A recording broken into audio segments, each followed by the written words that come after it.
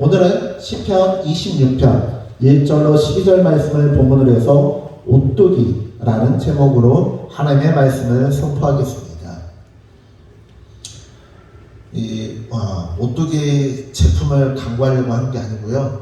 오뚜기 인형을 얘기하려고 하는데 그냥 오뚜기 하면 기억이 안 나오실 것 같아서 오뚜기라고 설교 제목을 정하였습니다. 자, 1절 말씀을 함께 합독하시겠습니다. 시작. 내가 나의 완전함에 행하여 싸우며 흔들리지 아니하고 여호와를 의지하여 싸우니 여호와여 나를 판단하소서. 아멘. 1절에 나와 있는 나의 완전함, 히브리어로 톰이라고 하는 완전함이란 자기 자신의 능력과 자기 자신의 절제로 인한 완전함을 말하는 것이 아닙니다. 야훼의 언약을 충실히 이행하는 의인의 순결한 태도나 행동을 말합니다. 우리가 모두 핸드폰을 사용하시는데요. 그 핸드폰에 인터넷을 연결하는 데이터가 있습니다. 그 데이터 요금제가 다 제각각인데요. 어른들은 많이 사용을 안 하실 텐데 아이들이나 청년들은 무제한 요금을 쓰는 경우가 많이 있습니다. 그런데요, 데이터가 적다고 할지라도 인터넷에 마음껏 접속하는 방법이 있습니다. 그것은 와이파이가 터지는 집이나 공간에서 와이파이에 접속하면은 데이터가 없어도 무제한으로 인터넷을 연결할 수 있고 데이터를 다운받거나 업로드할 수가 있는 것입니다. 마찬가지로 1절에 나와 있는 완전합니다라는 것은 자신의 의의가 아니라 자신의 절제나 인내나 선행이 아니라 하나님을 의지하고 하나님 말씀 안에 거하며 하나님의 말씀대로 살아가는 완전합니다 이 말입니다. 오늘 1절에 나와 있는 이 완전함, 이것은 하나님을 의지하는 완전함입니다. 시편 26편의 저자는 언제나 하나님을 바라보는 자였기에 하나님의 말씀대로 살고자 노력하는 자였기에 어려움이 닥쳤을 때 당당히 하나님 앞에 나아가 하나님의 도우심을 요청할 수 있었습니다. 그렇다고 그가 바리새인이나 서기관들처럼 종교적인 삶을 종교적으로 기계적인 의무를 행하며 살았다는 뜻이 아닙니다. 그는 하나님을 사랑하며 여호와의 율법을 즐거워하는 자였고 주야로 묵상하는 자였습니다. 하나님 앞에서 의롭게 살고자 노력하는 자였습니다. 4절 5절 말씀을 합독하겠습니다. 4절 5절 시작. 허망한 사람과 같이 앉지 아니하였사오니 감사한 자와 동행하지도 아니하리이다. 내가 행악자의 집회를 미워하오니 악한 자와 같이 앉지 아니하리이다. 이 말씀은 행악자들과 동행하지도 않고 그들의 악한 계획에 찬성하지도 않았다는 것입니다. 시편 1절에 나오는 복 있는 사람처럼 살았다는 뜻입니다. 복 있는 사람은 악인들의 길을 따르지 아니하며 죄인들의 길에 서지 아니하며 오만한 자들의 자리에 앉지 아니하고 잠시 잠깐 자기 합리화를 하며 눈 한번 질끈 감으면 막대한 수입이 생깁니다. 어쩔 수 없어. 나의 힘으로는 이것을 막을 수 없어. 그저 모른 척 하는 것이 최선이야 라면서 자기 합리화를 하고 눈을 감으면 악한 일을 외면하면 성공할 수 있습니다. 그러나 그렇게 하지 않았습니다. 그런 진정한 복이 무엇인지를 아는 자였기에 악인들의 길을 따르지 아니하며 죄인들의 길에 서지 아니하며 오만한 자들의 자리에 앉지 아니하고 이 세상의 헛된 것들을 쫓아가지 않았습니다. 건불 10년 화무 11홍이라는 말이 있습니다. 아무리 막강한 권세도 10년을 가지 못하고 아무리 아름다운 꽃도 열흘 이상 붉은 꽃은 없다고 합니다. 요즘은 유전자 조작이 있고 또 성형수술이 있어서 이 연예인들 보면 50대 이 양반이 50대 아줌마인지 50대 60대 아줌마인지 30대 아가씨인지 구별이 안 될 정도로 그렇게 연예인들 보면 다들 젊고 예쁘긴 하지만요. 그렇지만 그것도 한계가 있습니다. 그러나 하나님께 복을 받은 자는 그 누구도 빼앗아갈 수 없는 천국의 복을 받은 자입니다. 마태복음 6장 19절로 21절의 말씀을 보면 이러한 말씀이 있습니다. 너희를 위하여 보물을 땅에 쌓아두지 말라. 거기는 종과 동록이 해하며 도둑이 구멍을 뚫고 도둑질하느니라. 오직 너희를 위하여 보물을 하늘에 쌓아두라. 거기는 종이나 동록이 해하지 못하며 도둑이 구멍을 뚫지도 못하고 도둑질도 못하느니라. 내 보물이 있는 그곳에는 내 마음도 있느니라. 아멘. 천국에 쌓는 보물은요, 그 누구도 훔쳐갈 수 없습니다. 종과 동록이 해할 수도 없고요. 더욱 중요한 것은 마태복음 6장 21절의 말씀입니다. 나의 보물이 있는 그곳에는 나의 마음도 있다라고 합니다.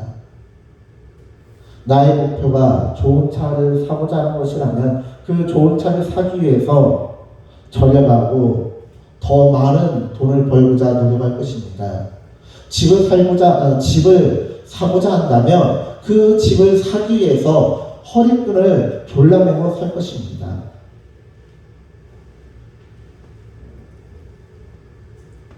그렇다면 천국에 나의 보물을 저장하면 어떻게 되겠습니까?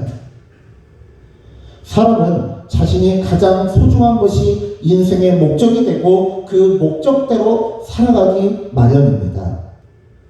목적이 이끄는 삶을 살게 됩니다. 그렇기에 천국에 나의 보물을 저장하면 늘 천국을 바라보며 소망하며 천국을 이루어가는 삶을 살게 됩니다. 그 천국이 내 삶에 임하게 되고 그 천국이 나를 이끌어가는 삶이 됩니다. 천국이란 단순히 교회 건물과 같은 물리적인 공간을 뜻하는 것이 아닙니다. 천국이란 하나님의 통치를 받는 곳이며 하나님의 통치가 임하는 곳이며 하나님의 임재가 있는 곳을 뜻합니다. 즉 나의 삶이 하나님의 통치를 받아 하나님의 말씀이 실현되어지고 하나님 나라의 법이 이루어지는 공간이 된다는 뜻입니다. 여러분들의 삶의 자리는 여러분들의 직장, 가정, 교회, 여러분들의 발길을 닿는 곳은 과연 여러분들 때문에 하나님의 다스림과 통치와 하나님의 법이 실현되는 공간입니까? 그렇다면 그것은 하나님 나라입니다.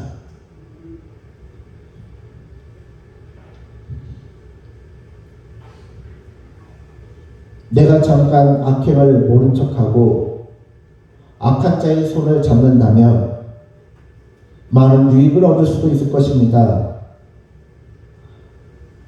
뇌물을 얻을 수도 있을 것이고 승진할 수도 있을 것이고 이 사회에 유명인이 될 수도 있을 것입니다. 그러나 나의 진정한 보물이 성령의 9가지 열매이며 그 열매들을 천국에 쌓아두는 삶을 살게 된다면 이 세상의 이들은 나에게 전혀 매력적인 것이 될 수 없습니다. 그렇게 시편 26편에 복 있는 사람은 이렇게 고백합니다. 나의 완전함에 행하여 싸우며 흔들리지 아니하고 여호와를 의지하여 싸우니. 그리고 시편 26편을 마무리하며 또 이렇게 간구합니다. 11절, 12절 말씀입니다. 나는 나의 완전함에 행하오리니 나를 속량하시고 내게 은혜를 베푸소서. 내 발이 평탄한 데에 섰사오니 물 가운데에 여호와를 송축하리이다. 완전함에 행한다는 것, 평탄한 데에 선다는 것은 무엇을 뜻하겠습니까? 우리가 세상적으로 말하는 아무런 문제가 없이 고민도 없이 근심도 없이 평안한 자리에, 행복한 자리에 거하는 것일까요? 6절로 8절의 말씀을 보면 이렇게 고백하고 있습니다. 여호와여, 내가 무죄함으로 손을 씻고 주의 제단에 두루다니며 감사의 소리를 들려주고 주의 기이한 모든 일을 말하리이다. 여호와여 내가 주께서 계신 집과 주의 영광이 머무는 곳을 사랑하오니. 시인이 지금 고백하는 것처럼 1절에서 고백하는 것처럼 지금처럼 주의 제단에서 하나님께 감사와 찬양을 드리는 것입니다. 완전함에 행한다는 것, 평탄한 데 선다는 것은 하나님께서 행하신 놀라운 일들과 베풀어 주신 은혜에 감사하는 삶을 살아간다는 것입니다. 주께서 계신 집과 주의 영광이 머무는 곳을 살아간다는 것입니다. 왕궁의 첫날 머무는 것보다, 궁전의 첫날 머무는 것보다 주의 성전 문지기로 하루 거하는 것이 더 행복하다라는 고백이 괜히 나온 것이 아닙니다. 주의 전을 사모한다는 뜻이고요. 주의 영광이 머무는 그 자리를 사모한다는 뜻입니다. 하나님의 말씀이 시편 26편에 저자의 마음을 사로잡고 인도하기 때문에 그는 넘어질 수 없습니다. 왜요? 넘어지고 싶어도 하나님의 말씀이 그를 붙잡아 일으켜 세우시기 때문에 그렇습니다.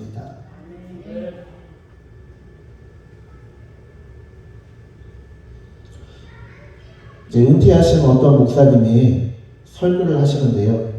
요즘 분들은 하도 과거의 어르신들과는 다르게 건강 상태도 좋고 각종 보약을 많이 드시기 때문에 이분들이 이제 어르신들이 그냥 쓰러져도 또 불사신처럼 벌떡 일어나고 병원에 가셔서 오늘 내일 하실 것 같은데 또 벌떡 일어나신다는 거예요. 이게 제가 얘기하면 아유 저 얼마 살지도 않은 사람이 저런 얘기한다 그렇게 얘기할 수도 있는데 그냥 80이 넘으신 어린 목사님이 원로 목사님이 그 얘기를 하니까 그 자리에 계신 많은 어르신들이 공감하면서 요즘 정말 장수한다고 얘기를 하죠. 요즘은 정말 하나님께서 복의 복을 주셔서요 배 굽는 분들이 없으시잖아요. 그뿐만 아니라 각종 교양을 드셔가지고 얼마나 건강하신지 몰라요. 너무 행복하고 감사합니다.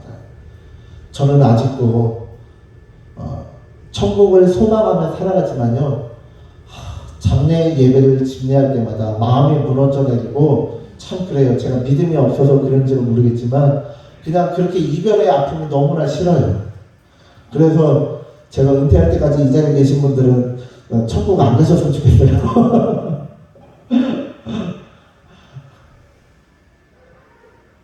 그런데요, 이 많은 보약이 사람들이 넘어져도 몸져두어도 다시 불살신처럼 일어나게 하는 것처럼 아니 오히려 그것보다 더 하나님의 말씀은요 넘어진 사람을 이렇게 세워주십니다. 엘리야가 로뎀나무 아래 쓰러졌을 때 하나님의 말씀은 그를 위로하고 다시 바로 세워주셨습니다. 모세가 지쳐 모든 것을 포기하고 싶을 때 하나님은 그를 일으켜 세우셨습니다. 우리의 사명은 우리를 일으켜 세워주시는 하나님의 은혜를 선포하며 하나님께서 이루시는 역사의 증인이 되는 것입니다. 네, PPT 내려주세요. 요한복음 20장 30절로 31절의 말씀을 살펴보겠습니다. 본문의 말씀, 제가 PPT를 안 올렸을까요? 네, 그럼 그냥 제가 읽어드릴게요. 예수께서 제자들 앞에서 이 책에 기록되지 아니한 다른 표적도 많이 행하셨으나 오직 이것을 기록함은 너희로 예수께서 하나님의 아들 그리스도이심을 믿게 하려 함이요 또 너희로 믿고 그 이름을 힘입어 생명을 얻게 하려 함이니라. 아멘. 성경이 기록된 목적은요, 성경이 기록된 목적은 예수님께서 하나님의 아들이시고 예수님의 이름을 힘입어 생명을 얻게 하려 하십니다라고 말씀합니다. 또한 요한복음 21장 24절의 말씀을 보면 이 일들을 증언하고 이 일들을 기록한 제자가 이 사람이라 우리는 그의 증언이 참된 줄 아노라. 요한복음을 기록한 제자는 예수님께서 사랑하시는 제자이고 예수님께서 사랑하시는 제자 요한은 이 모든 일의 증인이고 또한 이 요한뿐만 아니라 요한과 더불어 예수님의 수많은 제자들은 그 일의 증인이다라는 거예요. 그리고 우리는 그 증인의 사명을 이어받은 그리스도인이다 이 말입니다. 흥미로운 점은 요한복음 20장과 21장 사이에 나옵니다. 그것은 예수님께서 디베랴 바닷가, 갈릴리 바닷가라고도 하고요, 긴네레시라고도 하는데요, 그 디베랴 바닷가에서 베드로에게 생선을 구워주시며 먹이신 일입니다. 베드로를 먹이신 예수님께서는 베드로에게 부탁이자 명령의 말씀을 하십니다. 내 양을 먹이라. 아멘. 예수님께서 베드로에게 다른 사람들에게 생명의 만나를 먹일 것을 부탁하십니다. 말씀을 먹이라고 하십니다. 요한복음 1장에 보면 예수님께서는 태초에 하나님과 함께 계셨고 말씀이 육신이 되어 오셨다라고 선포하고 있습니다. 즉 말씀을 먹이라는 것은 무슨 뜻이냐? 예수님의 피와 살을 먹이라는 것입니다. 예수님의 말씀을 먹이는 자가 되라는 뜻입니다. 길이요 진리요 생명이신 예수님을 먹이라는 뜻입니다. 예수님의 가르침을 전달하고 예수님의 생명을 전달하는 뜻입니다. 예수님의 진리를 전달하는 뜻이고 예수님의 생명의 빛을 전달하라는 사명을 주셨습니다. 그런데 베드로의 모습이 어떤지 아세요? 정말 쪼잔하고 부끄러운 모습입니다. 예수님께서 사명을 이탁하는 상황 속에서도 이렇게 질문합니다. 요한복음 21장 20절로 21절 말씀입니다. 베드로가 돌이켜 예수께서 사랑하시는 그 제자가 따르는 것을 보니 그는 만찬석에서 예수의 품에 의지하여 주님을 파는 자가 누구오니까 묻던 자더라. 이에 베드로가 그를 보고 예수께 여짜오되 주님, 이 사람은 어떻게 되겠사옵나이까? 지금 예수님께서 베드로를 막 용서하실 뿐만 아니라 베드로에게 이대한 사명을 맡기시는 거예요. 마태복음 28장 18절로 20절에 나오는 지상태 명령을 먼저 베드로에게 맡기셨어요. 베드로에게 명령을 하셨어요. 이대한 명령이자 사명을 맡기셨습니다. 그런데요, 그 이대한 사명 수여식이 끝나자마자 베드로의 태도는 어떤지 아세요? 베드로가 지금 하는 말은 뭐냐면요, 그런데 예수님, 누가 예수님 수제자예요? 누가 예수님의 가장 사랑받는 제자예요? 아이고 모지라. 베드로를 보면 참, 어떻게 저렇게 저것이 어떻게 예수님의 수제자라고 할 수 있을까? 예수님은 수제자 가르쳐야 되는 거 아닌가? 그런 생각이 들어요. 그런데요, 예수님이 베드로의 그런 모습을 몰랐을까요? 아셨습니다. 알고 있음에도 불구하고 그를 불러주셨고 그를 변화시켜 주셨습니다. 아멘.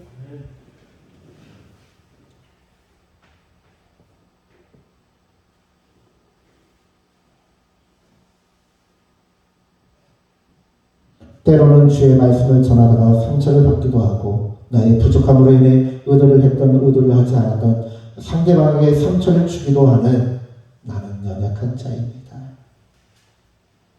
베드로를 비방하기 전에 나의 모습을 살펴보면 나 또한 베드로에 못지않게 부끄러움이 많은 자이고 옹졸한 자이고 편협한 자임을 고백하지 않을 수 없습니다.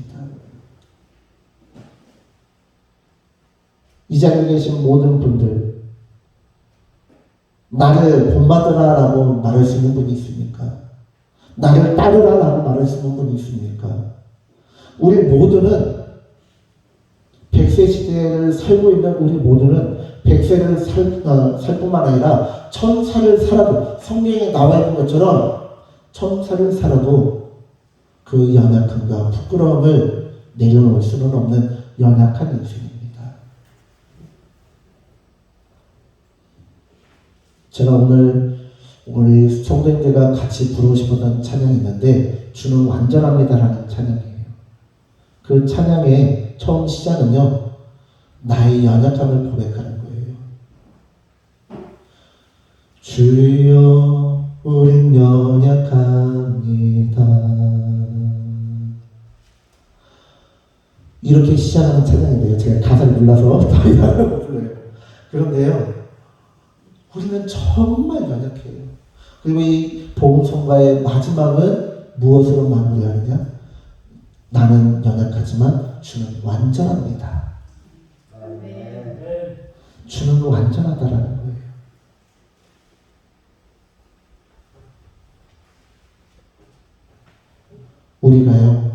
우리가 완전한 주님을 바라볼 때요, 나도 모르게 주님의 은혜가 임한다라는 거예요.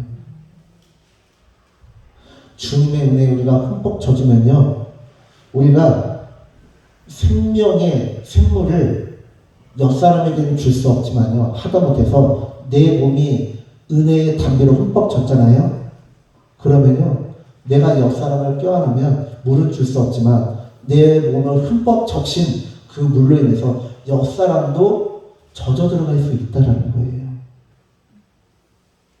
요한복음 15장에 보면 예수님께서는 이렇게 말씀하십니다. 나는 포도나무요 너희는 가지니 가지가 나무를 떠나서는 열매를 맺을 수 없다라고 합니다. 너희가 내 안에 거하면 너희가 많은 열매를 맺을 것이다 라고 말씀하십니다. 우리가 능력이 있어서요? 아니에요. 우리는 가지에 불과합니다. 스스로 물을 빨아들일 수도 없습니다. 스스로 무엇인가 영양분을 만들 수도 없습니다. 열매를 맺을 수도 없습니다. 그런데요, 주님을 바라보기만 하면, 주님을 우러러보기만 하면 우리는 넘어져도 오뚜기처럼 일어날 수 있을 뿐만 아니라 나도 모르는 사이에 나의 삶 가운데 성령의 9가지 열매가 주렁주렁 열릴 것이며, 나도 모르는 사이에 그리스도의 푸른 계절을 이끌어가는데, 그리스도의 푸른 숲을 만들어가는데 일조하는 사람이 될 수 있다라는 것입니다.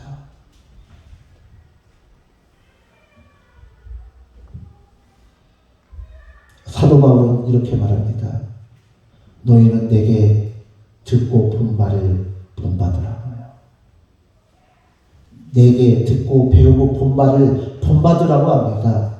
그것은 무엇일까요? 사도 바울이 탁월한 자여서 이 세상에 온 예수님의 못지않은 성자라서 그럴까요? 아닙니다. 사도 바울이 본받으라고 하는 것은 자신이 죄임을 깨닫고 하나님 앞에 붙어있는 그것을 본받으라는 것입니다. 하나님을 바라보는 것을 본받으라는 것이고, 하나님을 의지하는 것을 본받으라는 것입니다. 풍랑이 몰아쳐온다 할지라도, 태풍이 나를 집어 삼키려 한다 할지라도, 집채만한 파도가 몰아쳐온다 할지라도, 아멘. 세상을 바라보며, 풍랑을 바라보며, 파도를 바라보며 집어 삼켜지는 것이 아니라, 그 파도를 만드신 하나님, 그 파도를 잠재우실 하나님을 의지하는 나를 본받으라는 것입니다. 아멘. 사랑하는 성도님들,